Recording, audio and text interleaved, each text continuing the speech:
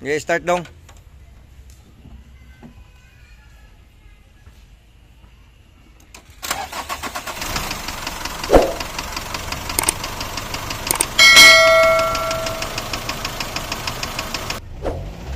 Up, up.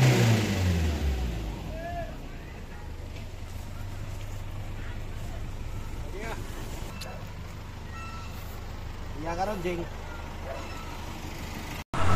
Yan mga tol, oh. Grabe ang itim ng usok ng makina pag inirevolusyon mo.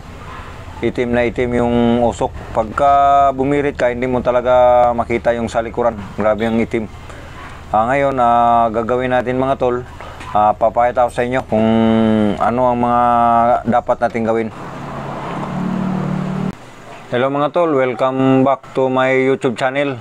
Ito mga tol, Nissan D40 ang makina. Tinanggal natin yung injector mga tol. Kasi yung unang andar niya kasi naglalagapak. Ngayon ipa-check natin sa calibration. Papakita ko sa inyo mga tol kung anong ginagawa sa unang gumagawa nito mga tol. Oh. Yan mga tol. Niligo niya ng silicone. Kasi sa pagtingin siguro niya mga tol, dito kasi puro carbon yung laman. Kala siguro niya yung langis pumasok dito kaya niligo. Ayun talagang ang sira talagang una nito mga tol kung ma-analyze ba't na pumasok yung kuan dito, nagka-carbon siya. Ito. Kita ko sa inyo mga tol, yan. Itong turbo. Ngayon, kumakalog to, lumabas yung mga langis dito habang pinapaandar mo siya mga tol. Sa dito sa ayan, dito labas yung langis. Lalo na pag i-revolusyon mo. Saka dito. Kaya yung carbon pumasok dito sa intake. Yan, ipabalance natin yan mga tol. Yan, Nissan. Yan, pumasok yung langis ng papunta dito sa intake. Hinigop ng makina. Kaya yung injector na puro carbon ng mga tol. Kaya walang magawa. Talagang na-carbon lahat yung ano niya, injector.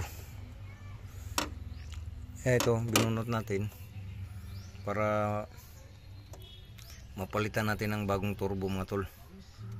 Ngayon sa unang paandar natin, kung nakita nyo, grabing itim na usok, tsaka naglalagapak yung makina na parang nagmamartilyo dun sa loob dahil sa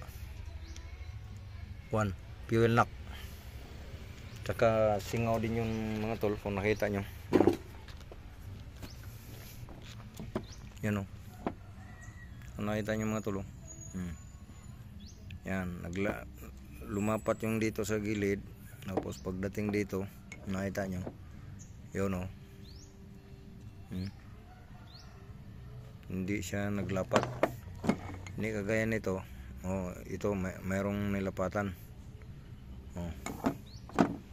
Kaya ito ganun din. Wala rin. Lalo na ito. Kaya malakas. Kaya ang ano natin, palinisan lang natin to, paservisan para sigurado. Tsaka ito, balitan natin ang bagong turbo. Update ko kayo pagka mabuo na natin tong unit na ito mga tulo. Yan, Nissan.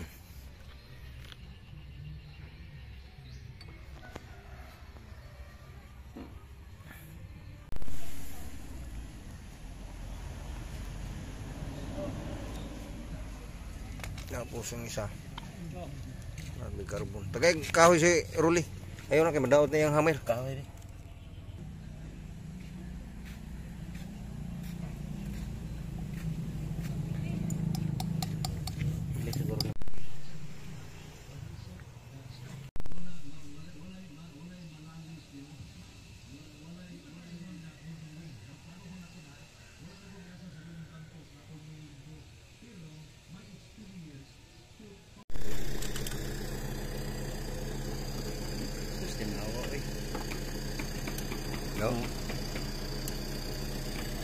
Okay, oh. Okay, turbo ba? Bago gud. Bago, 20,000 lang ni. Lang nang. Barato raman eh. China. China. At China na, bossing? Pero, okay ka pang China, no? Oh yes, man, pero dili pareha sa branded yun.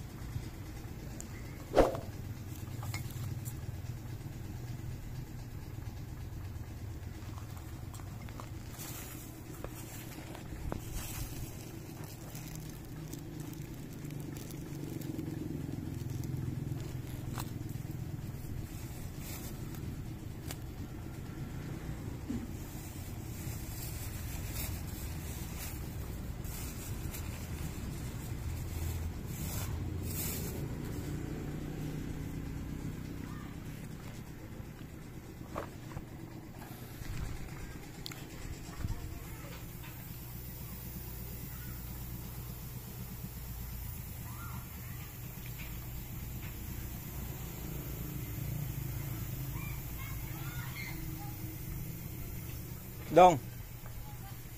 Paliog dong limpyo. Antay hamat.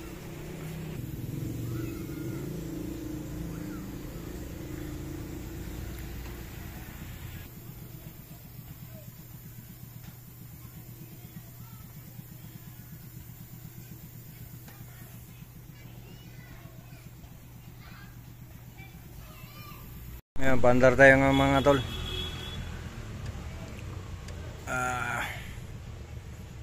Andar na tayo. Yeah. Up. Yeah.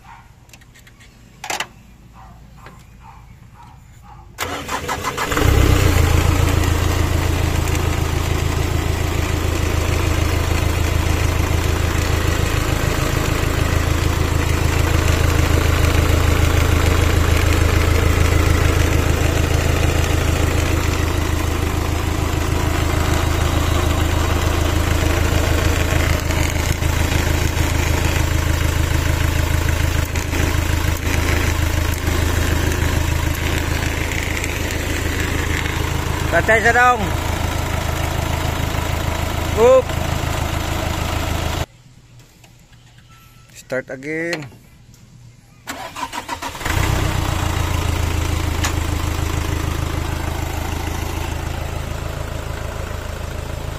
Iba na yung andar niya sa dati mga tol.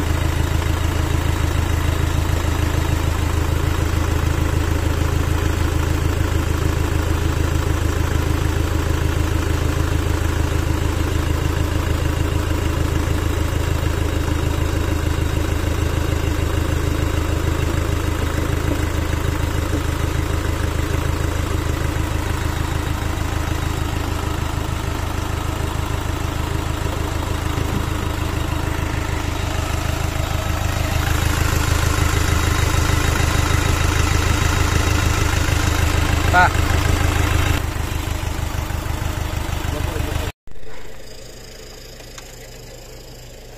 Okay.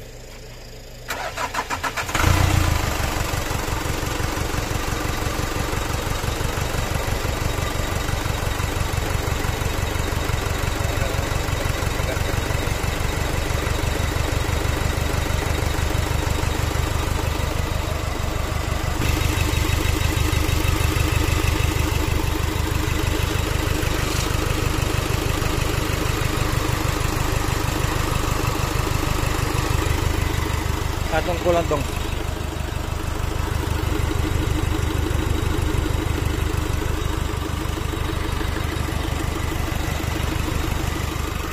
RPM daw kamay dong. Dong. RPM kamay.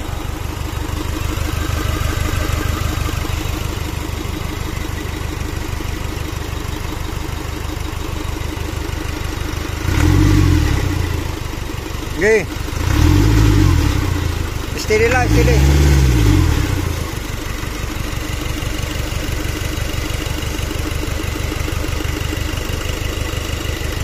May gandar. May gandar.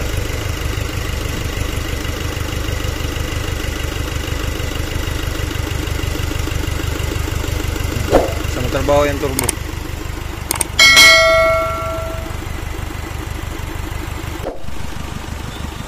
Palong nino, tagluban sa nino. Aga.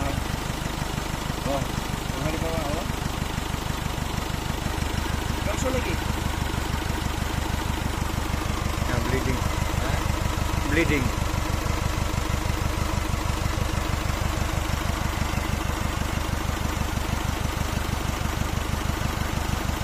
Init na oh. Gaso.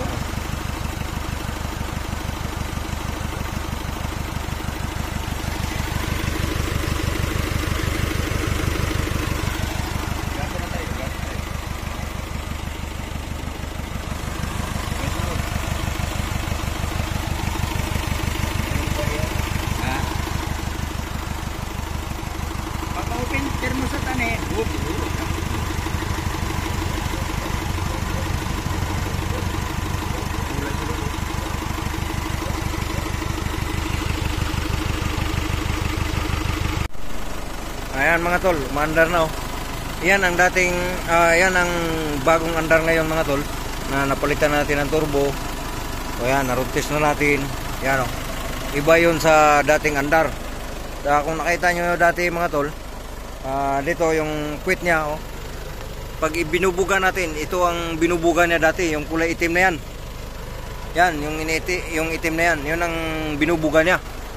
Ngayon, nakita natin sobrang low power siya.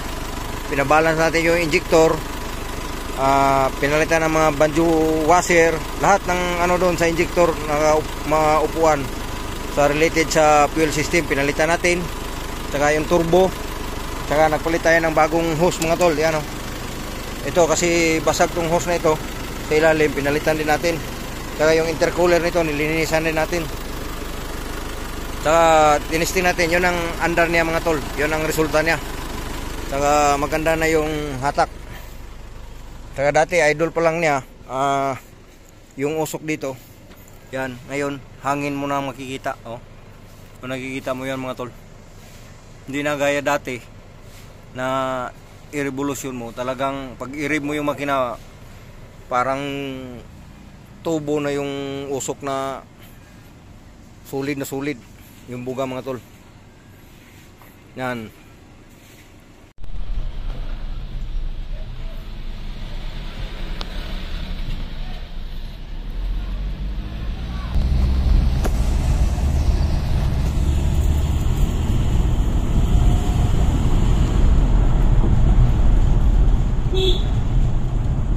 Beep beep.